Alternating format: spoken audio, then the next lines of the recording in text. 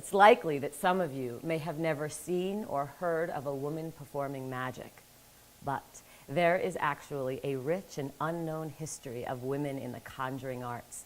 As early as the 1800s and 1900s, there were already many professional women magicians. Susie Wandas, Madame Herman, Talma, and Ionia the Enchantress are among a few of the professional women magicians from the past. In addition to performance magic, and this is my passion, women have always been the magical healers. The old wise woman who lived in the woods, who knew the herbs to pick and the plants to eat.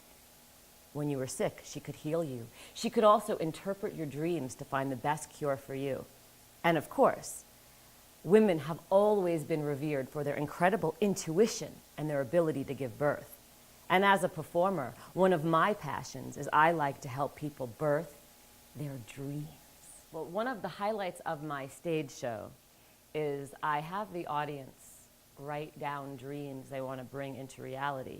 And then I mind read what they've written on the paper, and then I manifest the dreams into the world.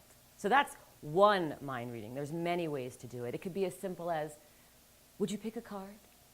Hold the card, and you've shuffled the deck. It could be your deck. It could be your deck of cards. So it's obviously a normal deck. You pick a card, I'm blindfolded in the corner, and then I guess your card. It could be as simple as that. So there are different beliefs as to why the field is so dominated by men, but I truly and deeply believe that the reason is because all of the fields in our culture that are about power are dominated by men. Just look, science, the fields are dominated by men. And so magic is about power and control. I can control what you see. It's about manipulation. So of course, it's dominated by men.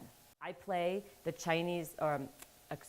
the Indian goddess Lakshmi, who's the goddess of abundance, and I get all dressed up with a sari, and I have gold coins, and I pull them out, and it's about how the abundance is all over. And as a woman, it just feels so natural. And I'm actually stunned that there's thousands and thousands of magicians, and no one's ever thought about it. But I wonder, if the profession was dominated by women, would someone have thought about that? And it's not that I'm even trying to be unique, it's just that it's just in my mind when I'm working on this show that I'm creating and the different pieces I want to put in it. And I think that that's common for women. I know different kinds of magicians, and I think when they work on a routine, they just bring all of who they are to it. I'll be performing my show, The Power of Magic, once a month on a Saturday at the B-Side Lounge, starting July 18th, August 20th, and then it'll be once a month in the back room on the stage.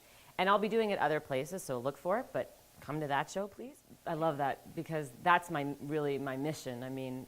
I always say as a creative person, as a performer, that people could tell you, oh, that was great, you were awesome, I enjoyed it. But the best compliment is you inspired me. Because when you inspire someone, you move them. They're changed. So I'd like to, someone said to me recently, my teacher, some people go to magic to forget and others go to remember. And my goal is that you remember, is that people go to the show and they feel inspired, they feel moved, almost as if it's some sort of trance. And the magic takes them deeper and deeper into a place where they remember magic. And they remember it in their bones and their own ability to make magic happen, and that they feel inspired in their lives to create and transform. That they have the power, to empower people, essentially.